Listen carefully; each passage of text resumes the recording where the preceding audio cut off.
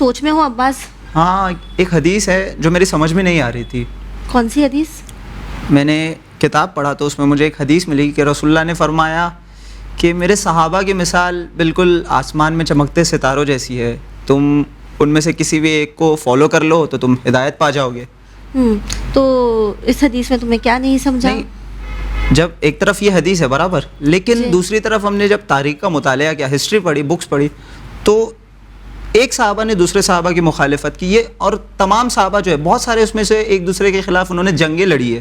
Right. تو سمجھ میں نہیں آتا کہ ان میں سے ہم کسے فالو کریں, کیونکہ سب ستارے ہیں, تو یہ ستارے کیسے کیا آپس میں جنگ لڑ رہے ہیں؟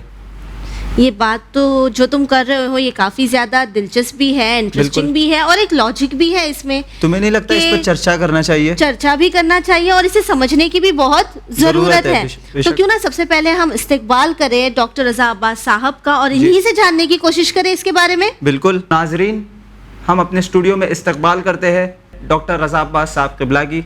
السلام علیکم آغا. وعلیکم السلام.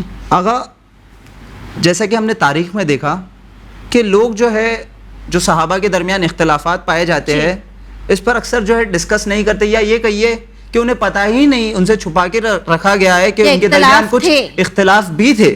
جی. تو میں یہ جاننا چاہوں گا کہ اگر یہ صحابہ کے درمیان جو اختلاف پایا جاتا ہے, اسے نالج, اس کے بارے میں پڑھنا, یہ کیوں ہمارے لیے اتنا امپورٹنٹ ہے, جاننا کیوں ضروری ہے؟ بے شک. جی. اس کے بارے میں جاننا ہمارے لیے بہت ضروری ہے, کیونکہ یہی وہ جماعت ہے جس کے لیے ابھی آپ اس حدیث کا تذکرہ کر رہے تھے کہ اصحابی کا نجوم, کہ میرے اصحاب کی مثال جو ہے وہ ستاروں کے مانند ہے. بے شک. اور جس کو فالو کرو گے تم ہدایت پا جاؤ گے. تو چونکہ انہی سے اسلام لیا جا رہا ہے, جی, انہی سے کل محدثین, مورخین اور مفسرین انہی سے روایتیں لے کے قرآن کی تفسیر کرنے والے ہیں. تو ہمیں یہ دیکھنا ہے کہ حق کہاں ہے, حق کس طرف ہے.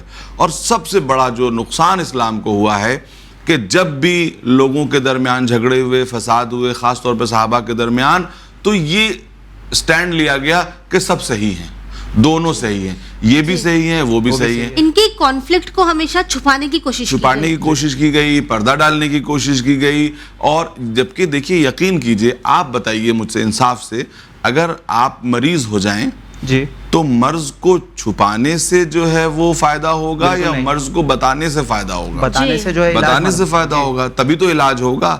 معالج آئے, ڈاکٹر آئے, اور آپ یہ کہتے ہیں نہیں صاحب میں تو مریض نہیں ہوں. بھئی بات یہ کہ بیماری کو چھپانا نہیں چاہیے. تو ہم یہ دیکھ رہے ہیں کہ جب بھی جھگڑا ہوا اس کو ایکسپلین اوے کرنے کی کوشش, اس طرح سے اس پہ کپڑا ڈالنے کی کوشش. ارے بھئی آپ اس واقعے کو آبجیکٹیولی کیوں نہیں دیکھتے کہ حق کدھر تھا؟ بے شک. اس بات کو دیکھنے کی ضرورت ہے کہ حق کدھر تھا, اور حق کو حق کہنے کی جرات پیدا کیجئے. مسئلہ سب سے بڑا یہ ہے کہ جب انسان حق کو حق اور باطل کو باطل کہنے کی جرات نہیں پیدا کرتا تو وہ سماج بیمار ہو جاتا ہے. وہ سماج جو ہے وہ بیمار ہو جاتا ہے. اور یاد رکھیے, جس طرح جسم بیمار ہوتے ہیں ویسے ہی سماج بیمار ہوتے ہیں. جس طرح سے جسم کو علاج کی ضرورت ہوتی ہے اسی طرح سے سماج کو علاج کی ضرورت, معاشرے کو علاج کی ضرورت ہوتی ہے. اور معاشرے کا علاج کون کر سکتا ہے؟ وہ کہ جو معاشرے کو سمجھتا ہو پوری طرح, وہ جو معالج, یعنی اب اس کے معاشرے کے علاج کرنے والوں کے بہت سے طبقے ہیں. سب سے پہلا طبقہ تو خود نبیوں کا ہے. نبی کیوں آئے تھے؟ معاشرے کا علاج کرنے کے لیے. جسم کا علاج کرنے نبی نہیں آئے تھے, سماج کا علاج کرنے آئے تھے. پھر اس کے بعد اس کے نیچے جتنے بھی مرتبے ہیں, ولیوں کا مرتبہ ہے, ائمہ کا مرتبہ ہے, مصلحین کا مرتبہ ہے. مصلح جو آتے ہیں, مصلح کون ہوتے ہیں؟ اصلاح کرنے والے کون ہوتے ہیں؟ سماج کے مرض کو جو ہے وہ اس کا علاج کرتے ہیں. چھپانے سے بہتر ہے بتایا جائے, اس کو ڈسکس کیا جائے. اور اتنی جرات ہمارے اندر ہونی چاہیے کہ ہم یہ کہہ سکیں کہ فلاں اس معاملے میں غلط تھے, فلاں اس معاملے میں صحیح تھے. اور اس میں کوئی شک نہیں کہ کچھ لوگ جو ہے وہ انصاف پسند, انصاف طلب ایسے پیدا ہوئے سب جگہ کہ جنہوں نے صاف صاف باتیں کہیں. لیکن میجورٹی کا جو نظریہ رہا ہے وہ یہ کہ یہ بھی صحیح وہ بھی صحیح. دنیا میں کہیں نہیں ہو سکتا کہ قاتل اور مقتول دونوں صحیح. حقیقت ایک طرف ہوگی, کہیں ایک طرف حقیقت ضرور ہوگی. یا تو مقتول صحیح ہوگا یا قاتل صحیح ہوگا. اچھا, اب قاتل کو جو ہے مقتول کو اس لیے صحیح مطلب غلط نہیں کہہ سکتے کہ کتنی بڑی بات ہو جائے گی کہ قتل بھی ہو گیا اور اس کو صحیح نہیں کہا. قاتل کو اس لیے غلط نہیں کہہ سکتے کیونکہ قاتل کوئی بہت بڑا نام ہے اور اس نام کو غلط کہنے سے اور بہت سے نام کھل سکتے ہیں. تو یہ عجیب جو ہے وہ مینٹالٹی مسلمانوں کے درمیان پیدا ہوئی. ہم سمجھتے ہیں کہ سب سے بہتر تو یہ تھا کہ ہم جو ہے وہ صحابہ کی عزت کو اپنی جگہ رکھتے ہوئے یہ دیکھتے کہ جو پیغمبر کے بعد جو صحابہ میں اختلافات پیدا ہوئے اس میں حق کدھر تھا, یہ معلوم کیا جائے. اب جس طرح سے نا پروفیسر صاحب نے کہا کہ ہمیں جاننے کی ضرورت ہے کہ حق کدھر تھا, اب ایز اے کامن پرسن ایک انسان کس طرح سے اس بات کو سمجھ سکتا ہے, پتہ لگا سکتا ہے کہ اگر دو صحابہ کے درمیان کچھ اختلاف ہے, کانفلکٹ ہے, ڈفرنس آف اوپینین ہے, تو ان میں سے صحیح راستے پر کون ہے؟ Very good. دیکھیے دو باتیں ہیں. پہلا تو اس میں اصول یہ ہے کہ اگر آپ جھگڑے کی جڑ میں جائیں گی تو اصولی اعتبار سے آپ کو خود معلوم ہو جائے گا کہ کون صحیح ہے. بیک گراؤنڈ چیک بالکل بیک گراؤنڈ چیک کرتے ہی معلوم ہو جائے گا کہ کون صحیح ہے کون غلط ہے. یہ تو بالکل سامنے کی بات ہے کہ آپ کو پتہ چل جائے گا. مثلا دو صحابیوں میں جھگڑا ہوا, آپ کو خود جیسے بیک گراؤنڈ چیک کریں گی آپ کو پتہ چل جائے گا ان میں سے ایک صحیح تھا ایک غلط تھا. ٹھیک ہے نا. کتنے مفسرین نے اور کتنے مورخین نے صاف یہ لکھا کہ پیغمبر کے بعد حضرت علی کے مقابلے پر جو بھی آیا اس میں صحیح سٹینڈ حضرت علی کا تھا اور ان کے مقابل پہ جو لوگ تھے وہ غلط تھے. اب اس کے لیے انہوں نے ایک لفظ وضع کیا خطا اجتہادی, کہ ان سے اجتہاد میں خطا ہو گئی تھی. تو ایک تو میں نے آپ کو بنیادی اصول بتا دیا, جیسے ہی آپ بیک گراؤنڈ چیک کریں گے آپ کو پتہ چل جائے گا, انٹویٹیولی پتہ چل جائے گا کہ کون صحیح تھا. دوسری بات یہ ہے کہ خود پیغمبر کی احادیث ہیں, کسی ایک صحابی کے لیے, خود حضرت علی کے لیے احادیث ہیں کہ علی حق کے ساتھ ہے اور حق علی کے ساتھ ہے نا. علی حق کے ساتھ اور حق علی کے ساتھ. آپ یہ دیکھیے کہ علی کس کی طرف ہے. بالکل حضرت علی کس طرف ہے. میں آپ کو ایک بہت ہی بیوٹیفل بات بتانا چاہتا ہوں اس معاملے میں کہ جب جنگ صفین میں حضرت عمار شہید ہوئے, حضرت عمار مارے گئے, شہید ہوئے, تو صرف حضرت علی کی فوج میں نہیں بلکہ امیر شام کی فوج میں بھی سنسنی پھیل گئی کہ کیونکہ پیغمبر کی ایک حدیث تھی کہ اے عمار تم کو ایک باغی گروہ قتل کرے گا. تو لشکر شام یہ سمجھنے لگا کہ ہم ہی وہ باغی گروہ ہیں. لیکن میں جس بات کی طرف آپ کو لے جانا چاہتا ہوں وہ یہ ہے کہ اس موقع پر یہ بحث ہونے لگی کہ عمار کدھر تھے, ہے نا. یہ کہتے ہیں کہ امیر شام نے کیا کہا کہ عمار کو لانے والے علی ہیں میدان جنگ میں, اس لیے وہ ان کے قاتل ہیں, ہے نا. دیکھیے عجیب بات ہے کہ یہاں پر جو ہے وہ ابن ابی الحدید معتزلی نے اس جگہ پر کتنے خوبصورت جملے لکھے ہیں. انہوں نے یہ کہا اس جگہ پہ جب وہ شرح کر رہے ہیں اس موقع کی, تو وہ یہ کہتے ہیں نہج بلاغہ کی اپنی شرح میں یہ لکھتے ہیں کہ ایک صحابی کے مارے جانے سے تم یہ بحث کر رہے ہو کہ وہ کس طرف تھا, اس طرف حق ہوگا. میرا یقین یہ ہے کہ اصحاب پیغمبر مل کے ایک طرف ہوں اور اگر علی ایک طرف ہوں تو حق ادھر ہوگا جدھر علی ہوں گے. بے شک. یہ بات ابن ابی الحدید معتزلی جو شیعہ نہیں ہے وہ یہ بات لکھ رہا ہے کہ ایسا ممکن نہیں ہے کہ علی ایک طرف ہوں اور ادھر حق نہ ہو. بالکل ٹھیک. اور بارہا رسول خدا صلی اللہ علیہ وآلہ وسلم نے خود اس بات کو فرمایا ہے, اس بات پر زور دیا ہے کہ حق جہاں ہے علی وہاں ہے, اور حق وہیں پلٹتا ہے جہاں علی ہو. بالکل ٹھیک. یہاں پہ کیونکہ آغا نے ایک چیز کہی تھی خطا اجتہادی, یہ جو ہے بہانہ ہے, جسٹیفیکیشن ہے, اور کیونکہ میں اکثر سنتے آیا ہوں کہ justification is worse than the crime itself. Of course. تو یہاں پہ میں کہنا چاہوں گا کہ آج کے زمانے میں اگر کوئی شخص صحابہ کی مذمت کرتا ہے تو زمانہ اس کی تکذیب کرتا ہے, لیکن 1400 سال پہلے کیونکہ امیر المومنین اہل بیت میں سے بھی تھے اور خود ایک صحابی بھی تھے, جب لوگوں نے امیر المومنین کے خلاف جنگ کی, اوبویسلی ایک صحابی کے خلاف جنگ کی, تو کیوں یہاں پر امیر المومنین کے لیے خاموشی اختیار کی جاتی ہے اور خطا اجتہاد کا جسٹیفیکیشن دیا جاتا ہے؟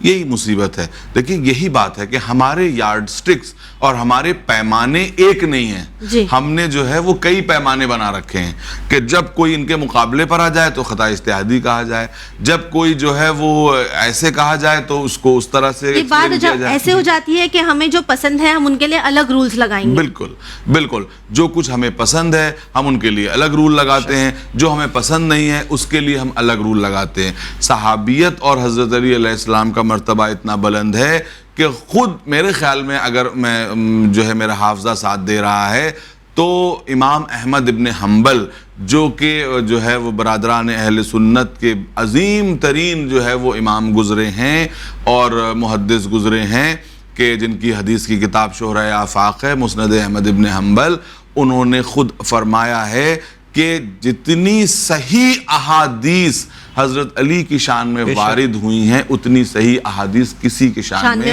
اور فضائل میں وارد نہیں ہوئی ہیں. باقی جو کچھ وارد ہوئی ہیں ان میں کلام ہے، ان میں جو ہے وہ جرح و تعدیل کی گنجائش ہے، ان میں جو ہے وہ انالیسس کرنے کی ضرورت ہے، دیکھنے کی ضرورت ہے کہ وہ صحیح ہیں بھی یا نہیں ہیں. سند میں اختلاف بالکل پیغمبر کے اوپر کثرت سے جھوٹ بولا گیا ہے. کتنے لوگ تھے کہ جو جھوٹی احادیث بالکل فیکٹری گڑھی ہوئی موجود تھی حدیثوں کی، بالکل فیبریکیشن، اور جسے کہتے ہیں مصرع طرح، جیسے آج شاعروں کو دیا جاتا ہے اسی طرح سے ان محدثین کو، جھوٹے محدثین کو ایک دیا جاتا تھا، موضوع دیا جاتا تھا، اس موضوع پہ جھوٹی حدیثیں بنا کے لے جیسے کہ جو حدیث ہم نے تمہید میں پیش کی وہ بھی جی بالکل اسی طرح سے بہت سی چیزیں کہ بھئی ایسے کہا جاتا ہے کہ یہ لے کے آؤ، ایسا اگر ان کے شان میں کچھ ہے تو دوسروں کی شان میں بھی ایسی حدیثیں لے کر کے آؤ، ہے نا. اور وہ حدیثیں بعد میں کھل جاتی ہیں. اور یہ محدثین اتنے چالاک تھے کہ اس میں روات کا سلسلہ جو لگاتے تھے وہ ایسے روات کا سلسلہ لگاتے تھے جو مر چکے ہوں، تاکہ ان کو جو ہے وہ چیک نہ کیا جا سکے کہ تم نے یہ بات کہی تھی یا نہیں کہی تھی. تدلیس کرتے تھے، بالکل تدلیس کرتے تھے. اور نہ جانے کیا کیا پورا جو علم حدیث سے واقفیت رکھتے ہیں لوگ، وہ سب جانتے ہیں کہ کتنا مشکل ہے، یعنی اتنا مشکل کر دیا گیا ہے اس وقت احادیث میں سے صحیح حدیث کی پہچان کرنا. تو یہ سب کیوں ہوا؟ یہ اسی لیے ہوا کیونکہ ہم نے یارڈ سٹکس بدل لیے ہیں. ہم جو ہے جب ہمارے پسندیدہ کسی کا نام آتا ہے تو ہم کچھ اور طریقے سے ایکسپلین کرتے ہیں، اور جب یعنی آپ یہ دیکھیے، ہم کہتے ہیں صحابہ میں ہی دیکھیے کہ صحابہ میں کیا ایسا آپ کو نظر نہیں آتا کہ کچھ پسندیدہ صحابہ ہیں جن کا ذکر بہت زیادہ ہوتا ہے اور کچھ ناپسند صحابہ ہیں ان کا ذکر زیادہ نہیں ہوتا؟ آخر ایسا کیوں ہے؟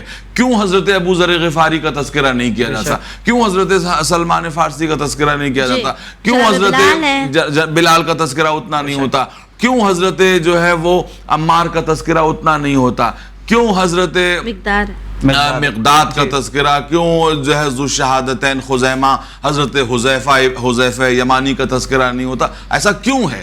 کیوں ان کو اتنا زیادہ اہمیت نہیں دی جاتی جتنا دوسرے صحابہ کو اہمیت دی جاتی ہے؟ اس کے معنی یہ ہے کہ یہی وہ جماعت، جبکہ یہ وہ جماعت ہے جو قریب ترین صحابہ کی جماعت ہے، حضور کے قریب ترین صحابہ کی جماعت ہے، لیکن اس کے باوجود ان لوگوں کا اتنا تذکرہ ہمیں نہیں ملتا ہے. یہ ایک ناانصافی بھی ہے. ایسا کیوں ہے؟ ایسا کیوں ہے؟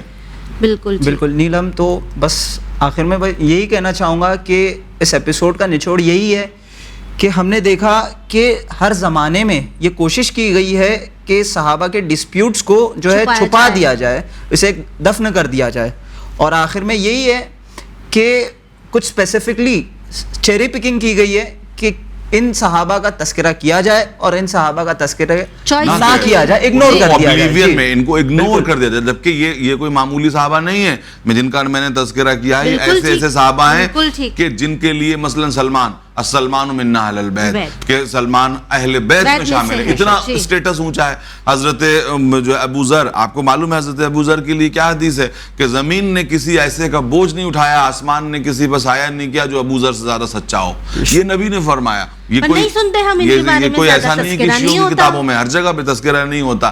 حضرت حذیفہ یمان کہ جن کے لیے جو ہے وہ پیغمبر کہا گیا کہ پیغمبر نے ان کو منافقین کی لسٹ بتا دی، رازدار رسول، صاحب سر پیغمبر کہ جو پیغمبر کے راز جانتے تھے، یعنی پیغمبر نے ان کو ایک لسٹ بتائی تھی، فلاں فلاں فلاں فلاں فلاں منافق ہیں، اور یہ کہا تھا کہ تم ان کے نام نہ کھولنا، اور انہوں نے عمر بھر ان کے نام نہیں کھولے. تو کیا یہ بڑے صحابی نہیں؟ بہت بڑے بڑے صحابی ہیں. ایبسلیوٹلی. آپ کا بہت بہت شکریہ پروفیسر صاحب ان تمام باتوں پر روشنی ڈالنے کے لیے اور ساتھ ہی ہمارے ویورز کو گائیڈ کرنے کے لیے، تاکہ ہمیں یہ سمجھ آ سکے کہ جب ہم دعویٰ کرتے ہیں امت ہونے کا اس رسول خدا صلی اللہ علیہ وآلہ وسلم کی، جن نے ہمارے لیے نہ جانے کتنی چیزوں کو قربان کر دیا، تو وہیں ہمارا یہ فریضہ ہے کہ ہم ہمارے آخری نبی کے اصل صحابیوں کو جانیں، پہچانے اور ان صحابیوں کو مانے جو رسول خدا صلی اللہ علیہ وآلہ وسلم کی زندگی میں بھی ان کے ساتھ تھے اور بعد رسول بھی ان کے ہی ساتھ تھے اور ان کے ہی بتائے ہوئی چیزوں پر انہوں نے عمل کیا ہے.